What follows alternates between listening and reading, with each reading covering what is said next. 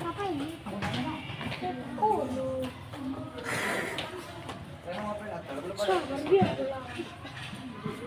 Tunggu. Siapa?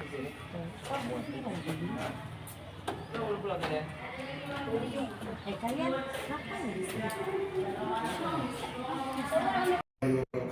Waalaikumsalam warahmatullahi wabarakatuh. Alhamdulillah, alhamdulillahilladzi wassalatu wassalamu ala asyrofil anbiya'i wal mursalin wa ala alihi washabihi ajma'in. Amma ba'd. Pertama sama-sama kita panjatkan puji dan puji syukur kita kepada Allah Subhanahu wa taala yang telah memberikan kita berbagai nikmat, yang telah nikmat iman, Islam, ihsan, kesehatan dan kesempatan sehingga kita dapat berkumpul di ruangan ini dalam rangka penyimbasan dari CGP Angkatan 11 di SD Negeri Padang Sidempuan. Serta salawat berkat salam sama-sama kita hadirkan kepada Rasul Muhammad SAW yang melafazkan Allahumma sholli ala Muhammad wa ala ali Muhammad, yang mana salawatnya benar-benar kita harapkan di akhirat kelak. Amin amin ya rabbal alamin. Yang saya hormati Bapak Ibu selaku CGP Angkatan 11 di Kota Padang Sidempuan, Ustadz Ustazah, Bapak Ibu yang lainnya yang menjadi responden di ruangan ini. Baik, hari ini para CGP kita akan menjelaskan kepada kita aksi nyata diseminasi budaya positif di SD Negeri Padang Sidempuan. Baik, untuk hari ini ilmu yang diberikan atau disampaikan nantinya daripada CGP kita ini agar sama-sama kita ambil baik-baiknya dan kita terapkan dan aplikasikan kepada sekolah kita, baik di dalam kelas, di lingkungan, dan juga di tempat kerja kita ini. Nah, untuk CGP yang hari ini akan melakukan penimbasan atau aksi nyata kepada kami semua, kami ucapkan terima kasih yang sebesar-besarnya sudah memberikan warna baru, sudah memberikan ilmu baru kepada kita khususnya di SD Negeri Padang Sidempuan ini. Mudah-mudahan Bapak Ibu, Ustadz Ustazah yang mengikuti CGP ini bisa melaksanakan tugasnya dengan baik. Amin amin ya rabbal alamin. Dan kami semua yang ada di ruangan ini berharap agar penimbasan ini juga dapat nanti diimbaskan kembali ke aksi nyata atau budaya positif kita di sekolah kita ini, baik dalam kelas dan semuanya. Mudah-mudahan ilmu yang kita dapatkan hari ini berkah dan dapat kita aplikasikan ke dalam kehidupan kita sehari-hari dan juga bermanfaat bagi kita semuanya. Selamat menikmati penimbasan ilmu baru dari CGP kita, dan kepada Ustadz Ustazah yang lainnya silakan diambil ilmunya dalam-dalamnya. Dan mungkin itu saja yang bisa Ustaz sampaikan. Ruang dan waktu ini saya kasih kesempatan untuk kalian untuk sama-sama berbagi di dalam ruangan ini. Billahi taufiq wal hidayah. Assalamualaikum warahmatullahi wabarakatuh. Waalaikumsalam warahmatullahi wabarakatuh. Assalamualaikum warahmatullahi wabarakatuh. Waalaikumsalam warahmatullahi wabarakatuh. Alhamdulillah, alhamdulillah alamin. Wahdahu wassalatu wassalamu ala asyrofil mursalin wa ala alihi washabihi ajma'in. Amma ba'du. Puji syukur marilah kita panjatkan kepada Allah Subhanahu wa taala yang telah memberikan kepada kita nikmat, baik nikmat kesehatan, kesempatan sehingga pada hari ini kita bisa berkumpul di sekolah kita ini dalam rangka diseminasi budaya positif di sekolah kita di SD Negeri Padang Sidempuan. Yang terhormat Ustaz Besar Kepala Sekolah SD Negeri Padang Sidempuan, yang terhormat seluruh Ustaz Ustazah beserta aksi nyata umur 1.4 yaitu diseminasi budaya positif. Nah, sebelum Ustaz Ustazah saya jelaskan materi tentang diseminasi tentang budaya positif ini. Diseminasi ini merupakan pengimplementasian ya budaya positif di sekolah kita. Oke, baiklah saja. Sebelum kita lanjutkan untuk materi kita, ice breaking dulu kita ya saja. Nah, di sini yuk senyum selama 30 detik. Ya. Nah, saya minta kepada saja silahkan berdiri semuanya. Ya, berdiri.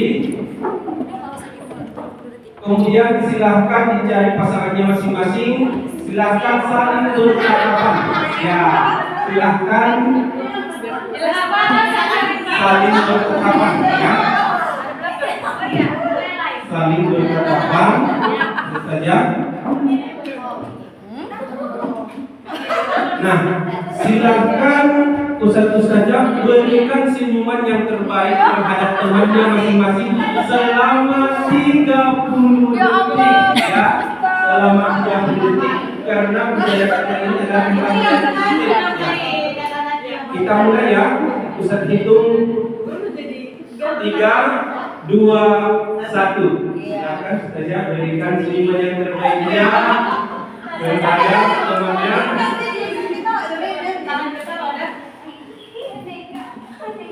Ya, ada yang ketawa berarti sudah happy untuk mengikuti acara diseminasi kita pada hari ini. Oke, terima kasih. Saja silakan duduk kembali ya. Paling positif, mama tertawa. Nah, di dalam diseminasi budaya positif ini ada beberapa materi yang akan kita pahami ataupun konsep inti budaya positif tersebut. Nah, yang pertama perubahan paradigma belajar, yang kedua disiplin positif, kemudian yang ketiga nilai-nilai kebajikan, yang keempat kebutuhan dasar manusia, kemudian yang kelima motivasi perilaku manusia, yang keenam posisi kontrol guru, kemudian yang ketujuh keyakinan kelas, dan yang seterusnya adalah segitiga restitusi. Kemudian materi kita ini nanti ada beberapa yang saya jelaskan, kemudian selebihnya nanti ada CGP yang lain untuk melanjutkan materi tersebut. Nah, yang pertama kita bahas adalah pembelajaran dengan paradigma baru. Sekarang kita sudah melakukan pembelajaran kurikulum 2013. Nah, di dalam kurikulum 2013 ini kita harus menerapkan pembelajaran paradigma baru ini. Apa sebenarnya Ustaz tentang pembelajaran paradigma baru ini? Kita perhatikan. Pembelajaran dengan paradigma baru merupakan pembelajaran yang dirancang berdasarkan prinsip pembelajaran berdiferensiasi.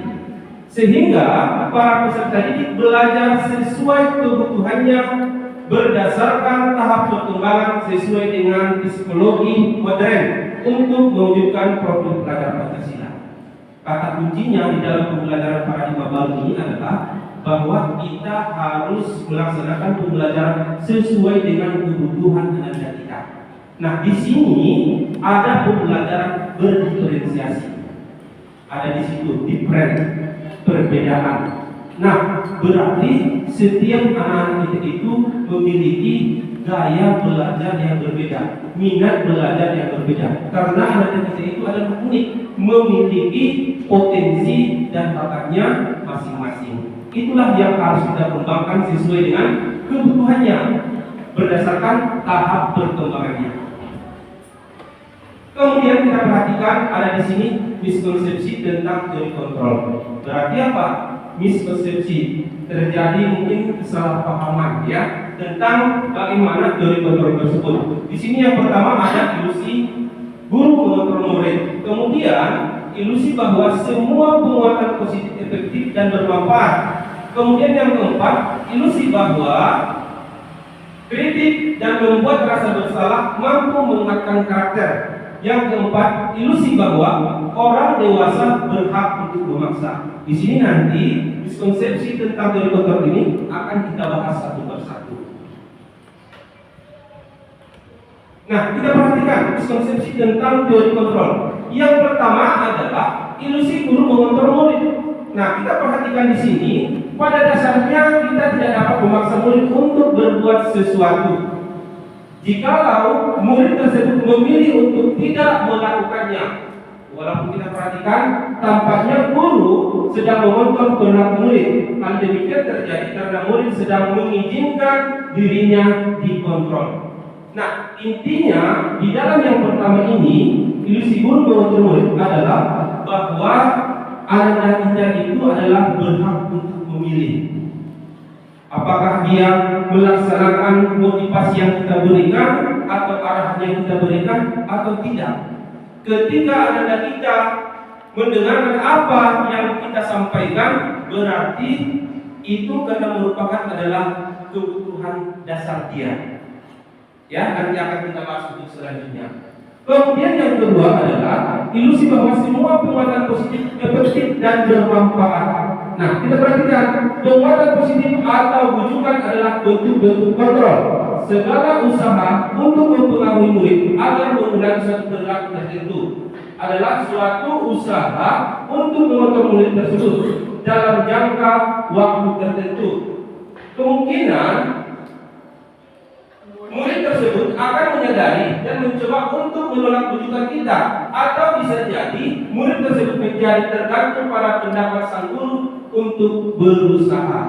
Nah, di sini motivasi yang kita berikan bisa jadi itu adalah bertahan tidak cukup lama, karena mungkin motivasi yang kita berikan itu adalah pengarahan yang kita berikan itu karena dia mungkin tahu karena hukuman atau karena dia ingin untuk mendapatkan penghargaan yang kita berikan seperti di sini. Kemudian ilusi bahwa kritik membuat orang merasa bersalah dapat menguatkan karakter.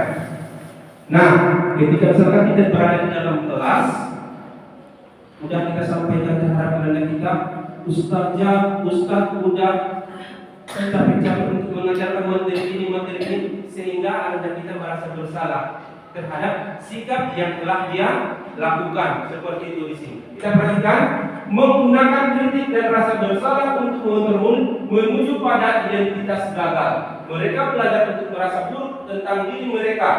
Mereka mengembangkan dialog diri yang negatif. Kadang-kala sulit bagi guru untuk mengidentifikasi bahwa mereka sedang melakukan perilaku ini, karena seringkali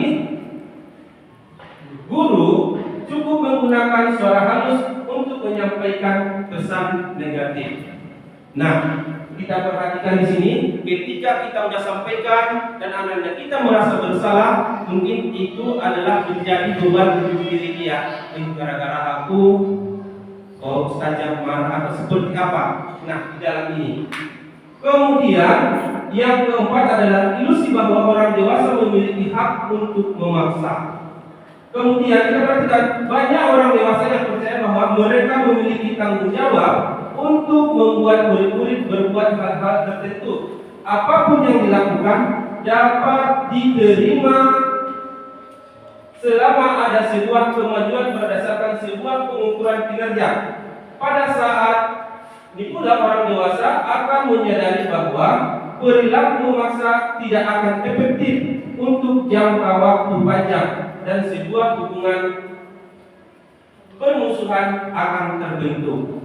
Nah, seperti yang saya sampaikan tadi, bahwa motivasi ataupun arahan yang kita berikan terhadap anak-anak kita itu merupakan motivasi eksternal, bukan berasal dari diri anak-anak kita sendiri. Motivasi-motivasi yang kita berikan itu tidak bisa bertahan untuk lama karena bukan berdasarkan kesadaran dari dirinya sendiri. Oke? Nah, kita perhatikan di sini ada stimulus respon, kemudian ada teori kontrol. Ini kita perhatikan berdasarkan terhadap anak-anak kita, bahwa kita perhatikan selama ini terhadap anak-anak kita semua, kebutuhan anak-anak kita itu adalah sama. Makanya kita memberikan perlakuan cuma satu perlakuan saya terhadap anak-anak kita. Sebenarnya di dalam teori kontrol, realitanya ataupun kebutuhannya anak kita itu adalah berbeda-beda. Nah, kemudian kita perhatikan semua orang melihat hal yang sama. Kemudian di dalam teori kontrolnya, setiap orang memiliki gambaran yang berbeda. Kemudian kita mencoba mengubah orang agar berpandangan sama dengan kita. Kemudian kita berusaha memahami pandangan orang lain tentang dunia. Nah, di sini kita perhatikan semua ini adalah stimulus responnya ini adalah sesuai dengan yang kita anggap selama ini, tetapi bukan itu adalah yang sebenarnya. Ya. Kemudian perilaku buruk dilihat sebagai suatu kesalahan. Ketika kita melakukan suatu kesalahan, kita anggap itu adalah merupakan perlakuan yang buruk. Sementara semua perilaku memiliki tujuan. Nah, kita misalkan ketika ada orang mencuri, nah pasti ada tujuannya kenapa dia mencuri. Bisa jadi dia belum makan misalkan 3 hari atau apa, sehingga untuk memenuhi kebutuhan dasarnya itulah yang harus dia lakukan. Nah, kemudian orang lain bisa mengontrol saya, hanya Anda yang bisa mengontrol diri Anda. Nah, saya tanyakan dulu terhadap suku saya, yang paling berpengaruh dalam diri kita siapa? Diri kita sendiri, bukan orang tua kita, bukan guru kita, ataupun yang lainnya. Adalah diri kita sendiri. Oke? Kemudian saya bisa mengontrol orang lain, Anda tidak bisa mengontrol orang lain. Nah, kita sebagai guru, perasaan kita bisa mengontrol murid-murid kita. Sebenarnya tidak, ya, karena anak-anak kita berhak untuk memilih tadi. Dia mau melaksanakan apa yang kita sampaikan atau tidak. Nah, kemudian pemaksaan ada pada saat rujukan gagal. Kemudian kolaborasi dan konsensus menciptakan pilihan-pilihan baru. Kemudian model berpikir menang atau kalah. Sedangkan di dalam teori kontrol adalah model berpikir menang-menang. Oke? Nah, kita perhatikan untuk materi kita selanjutnya adalah tentang disiplin positif. Bahwa kita ketahui di sekolah kita sudah ada peraturan-peraturan yang akan kita laksanakan. Nah, itu tujuannya adalah untuk membuat tanda kita untuk disiplin tersebut. Nah, kita perhatikan apa sebenarnya pengertian daripada disiplin tersebut. Disiplin dimaknai menjadi sesuatu yang dilakukan seseorang pada orang lain untuk mendapatkan kepatuhan. Kita cenderung menghubungkan kata disiplin dengan ketidaknyamanan, karena kebanyakan orang akan menghubungkan kata disiplin dengan tata tertib, teratur, dan kepatuhan pada peraturan. Nah, kita perhatikan di sini apa sebenarnya pengertian daripada disiplin positif tersebut. Disiplin positif tersebut adalah cara membentuk sikap mandiri anak sehingga fokusnya pada motivasi, refleksi terhadap kesalahan yang dilakukan, menghargai dan membangun logika yang bersifat panjang. Kita perhatikan lagi bahwa cara penerapan disiplin mengajarkan anak bertanggung jawab dan menumbuhkan kesadaran diri berdasarkan nilai-nilai kebajikan. Lebih ke arah disiplin diri yang dapat mengatur diri dalam melakukan segala tindakan, dapat membuat murid memahami dan menyadari berdasarkan motivasi internal, bukan akibat paksaan, ujian ataupun hukuman. Oke, kita perhatikan satu saja tentang nilai-nilai kebajikan tersebut. Nah, apa sebenarnya pengertian daripada nilai-nilai kebajikan tersebut? Nilai-nilai kebajikan universal adalah nilai-nilai yang disampaikan, yang disepakati bersama, lepas dari suku, bangsa, agama, bahasa, maupun latar belakang. Nilai-nilai kebajikan pada institusi ataupun organisasi dapat berbeda-beda, tapi semua memiliki tujuan yang mulia. Nah, kita perhatikan yang pertama, profil pelajar Pancasila. Ya, nah ini mungkin satu saja sudah tidak asing lagi untuk profil pelajar Pancasila, dan nyanyinya pun sudah dihafalkan kan? Oke, kita nyanyikan dulu sama-sama saja. Ya, oke. Kita mulai ya. Oke, 1, 2, 3. Belajar Pancasila, beriman dan bertakwa pada Tuhan Yang Esa, dan berakhlak mulia, berdiri dengan kokoh, gotong royong mandiri, kreatif dan bernalar kritis. Nah, itu merupakan nilai-nilai kebajikan universal yang akan kita terapkan terhadap penanda kita. Ya, kemudian yang kedua adalah tentang sikap mulia. Ada di sini toleransi, rasa hormat, integritas, mandiri, menghargai, antusias, empati, keingintahuan, kreativitas, kerjasama, percaya diri, dan komitmen. Lanjut.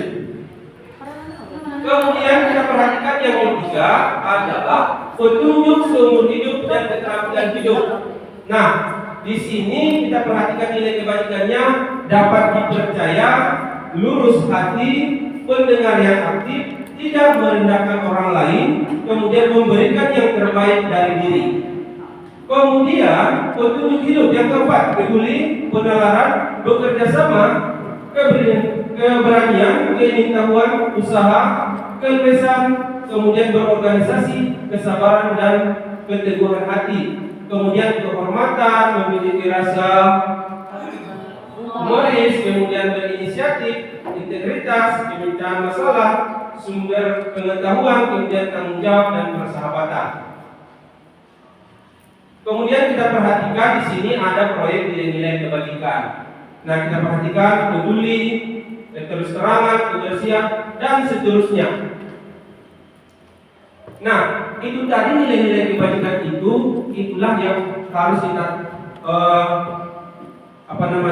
yang harus didapatkan oleh anak kita, karakternya, ya saja. Nah, kemudian materi kita selanjutnya adalah tentang kebutuhan dasar manusia. Tadi di awal sudah saya sampaikan ada 5 kebutuhan dasar manusia yang harus dimiliki oleh anak kita. Yang pertama di sini adalah bertahan hidup.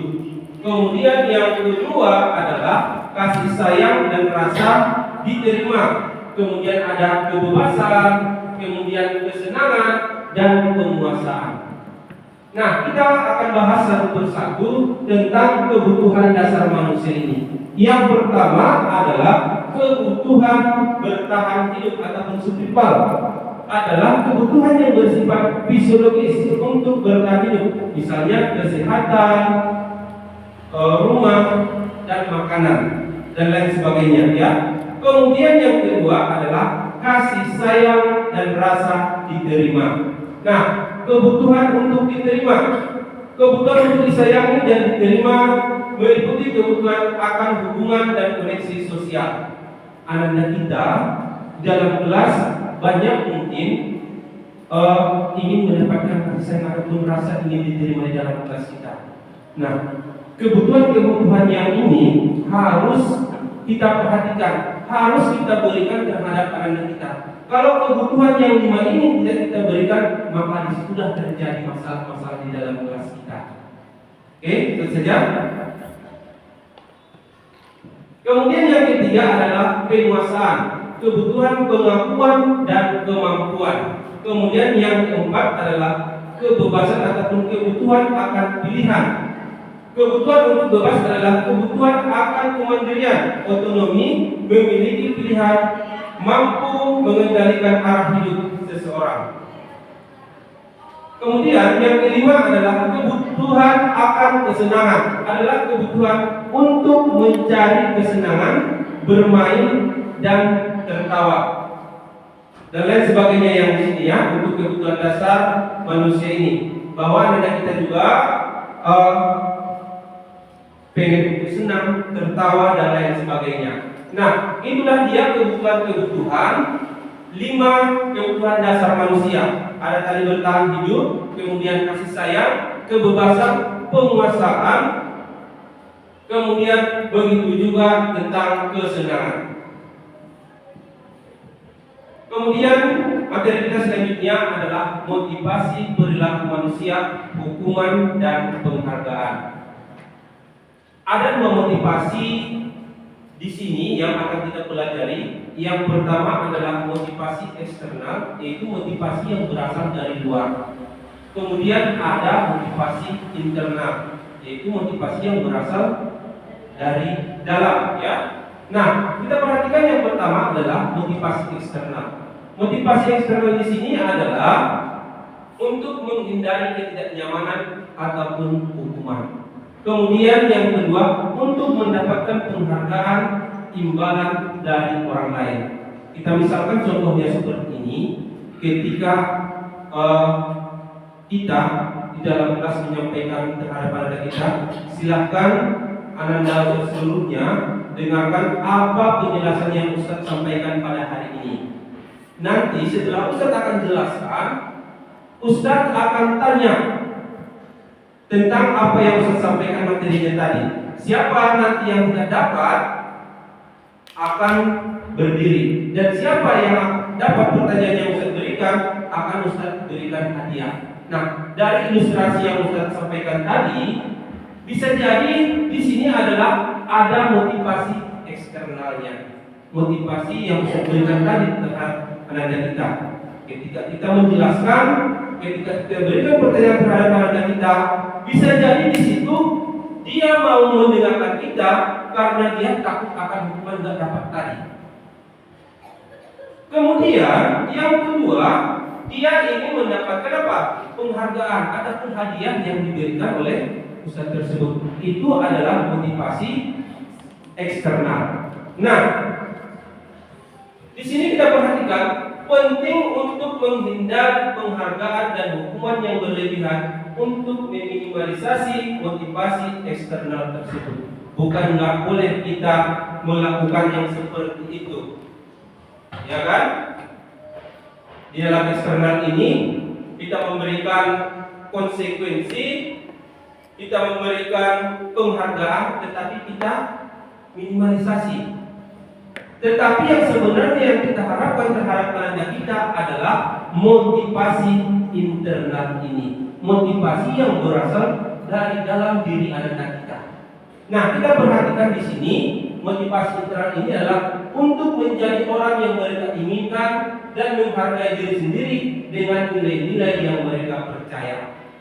Nah, kalau sudah motivasi internal dari anak kita sendiri, dia datang ke sekolah bahwa dia tujuannya adalah untuk belajar tanpa harus keluar pun gurunya, dia sudah mendengarkan langsung.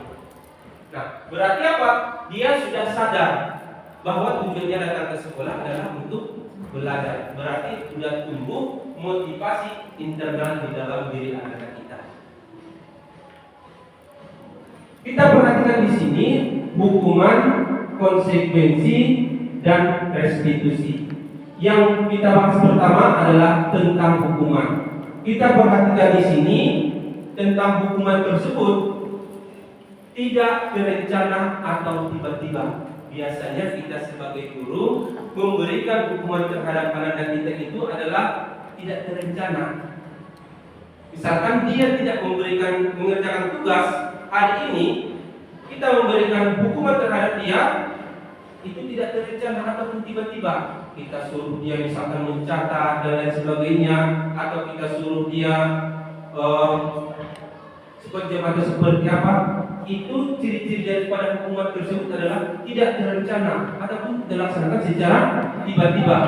Kemudian murid tidak tahu apa yang akan terjadi. Kemudian tidak dilibatkan, bersifat satu arah. Kemudian hukuman fisik ataupun psikis itu adalah merupakan hukuman. Ya. Kemudian kita perhatikan di sini ada konsekuensi. Nah, kalau konsekuensi yang kita berikan terhadap anak kita biasanya itu sudah Pak terencana, disepakati sesuai dengan peraturan. Mungkin satu saja sudah ada kesepakatan kelas kita. Nah, dari kesepakatan kelas kita yang sudah kita sepakati bersama anak kita di dalam kelas, misalkan ketika dia datang terlambat, apa konsekuensi yang diberikan misalkan. Nah, itu udah kesepakatan antara guru dengan siswa kita.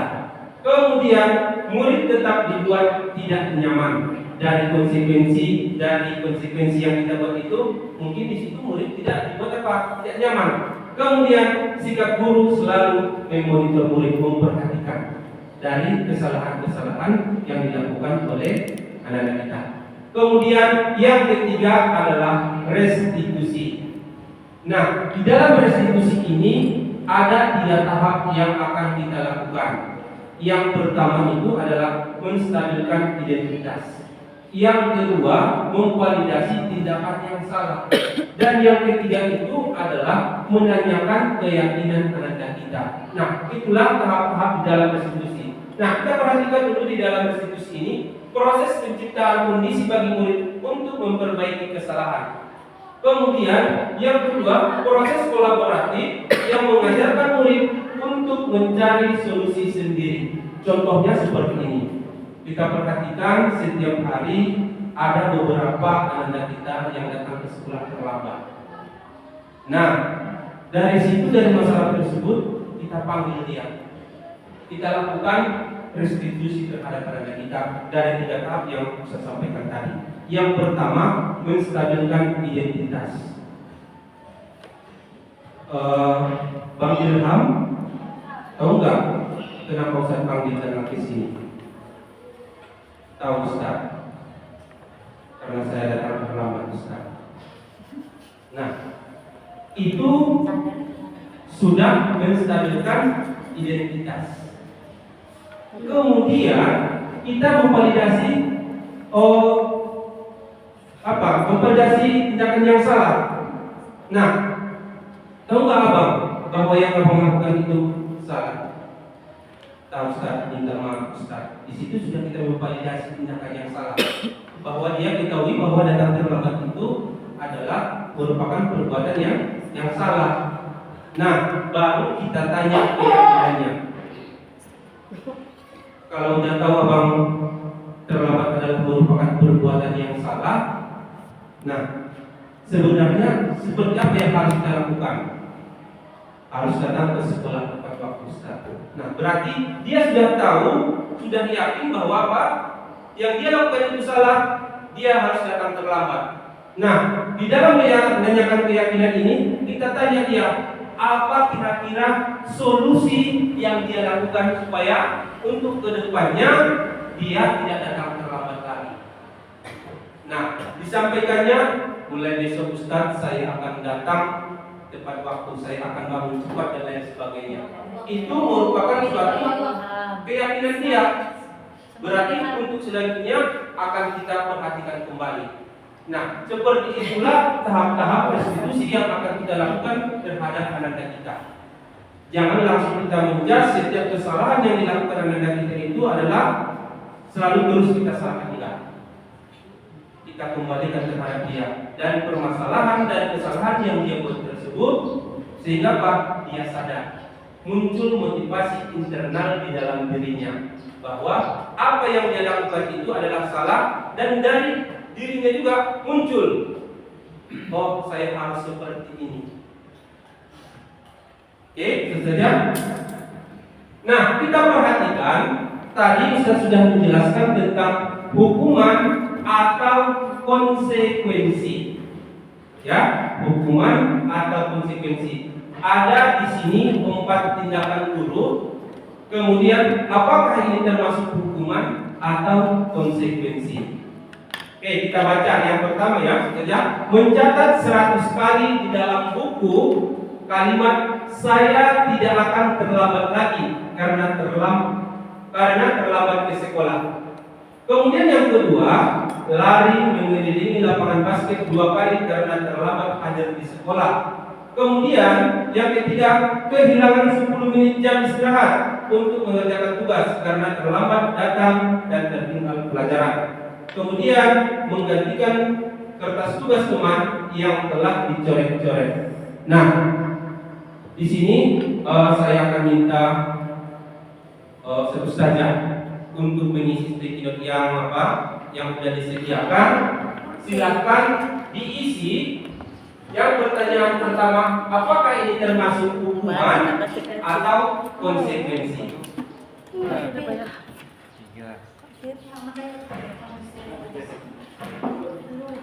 Nomor 1 konsekuensi gitu. Misalnya gimana? Kalian cantikan nak?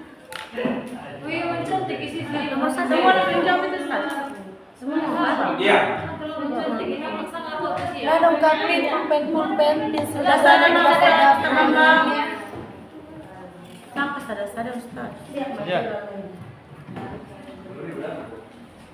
Sudah, langsung saja.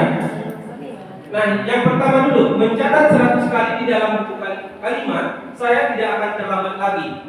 Karena terlambat ke sekolah itu termasuk ke dalam hukuman atau konsekuensi? Hukuman.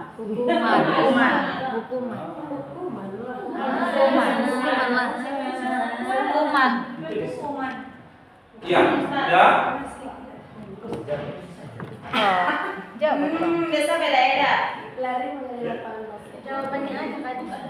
Soalnya tulis Kak. Sudah, saja. Oke, isi jawabannya. Udah Ustaz. Sudah. Udah Ustaz. Oke, silahkan saja. Di jempol kami saja, jempol sini kan? Iya, yang satu aja dulu. Tidak dibuat semuanya. Udah. Kalau tidak dibuat semuanya, nggak apa-apa. Kita akan bahas satu nanti. Ya. Satu kertas 4 statement apa? 4 soal ini. Oke, dibuat nomor 1, nomor 2, nomor 3, nomor 4. Udah semuanya? Udah Ustaz Mustafa. Sudah Ustaz. Sudah? Oke, coba ditempelkan dulu saja. Sini biar kami tidak bahas satu persatu. Jumlah. Dari belakang.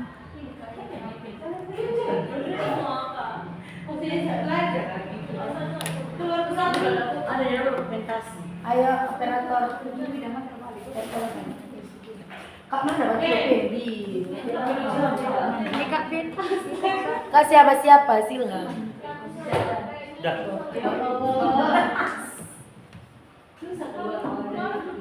Kenapa udah?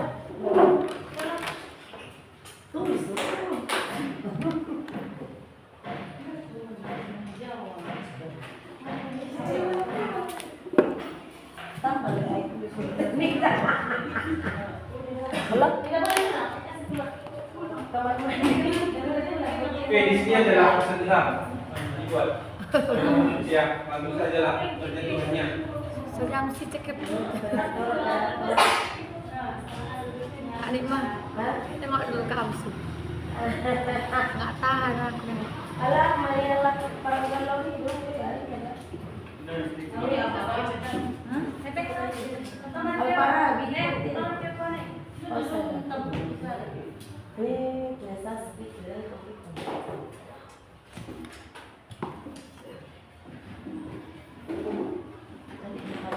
Oke, baiklah, saja kita akan bahas satu persatu jawaban dari satu saja. Yang pertama, mencatat 100 kali di dalam buku kalimat, saya tidak terlambat lagi. Apakah ini termasuk hukuman atau konsekuensi? Hukuman. Ya, termasuk hukuman. Ya, oke. Hukuman, konsekuensi, hukuman, konsekuensi, hukuman. Nah, kenapa ini kita katakan hukuman? Karena dari kalimatnya ini adalah bisa kita pahami bahwa ini adalah tidak ada dilaksanakan secara tiba-tiba, kesepakatan antara guru dengan murid. Ya. Kemudian yang kedua, lari mengelilingi lapangan basket 2 kali karena terlambat hadir di sekolah. Hukuman. Ya, termasuk ke dalam hukuman. Kemudian yang ketiga adalah kehilangan 10 menit jam istirahat untuk mengerjakan tugas karena terlambat datang dan tertinggal pembelajaran. Ya, konsekuensi. Ya, dari kalimatnya saja bisa kita pahami bahwa tidak ada kesepakatan mereka di situ. Akibat daripada terlambat, akibat daripada tidak mengerjakan tugas akan dikurangi waktunya 10 menit istirahatnya. Ya, saja. Nah, kita perhatikan dulu hukuman, konsekuensi hukuman ya. Oke, rata-rata hukuman ya. Kemudian yang nomor 3 konsekuensi. Kemudian yang keempat adalah menggantikan kertas tugas teman yang telah dicoret-coret. Konsekuensi. Iya, konsekuensi. Baiklah, maksudnya berarti di sini sudah kita memahami tentang teori motivasi hukuman, dan konsekuensi. Oke, baiklah, tentu saja. Nah, pada hari ini mungkin ini saja yang bisa saya imbaskan terhadap seluruh ustazah tentang diseminasi budaya positif di sekolah kita. Mudah-mudahan apa yang saya sampaikan ini bisa kita implementasikan di dalam kelas kita masing-masing. Oke? Demikian saja. Kalau ada kata yang saya mohon maaf. Sekian saja. Assalamualaikum warahmatullahi wabarakatuh. Waalaikumsalam.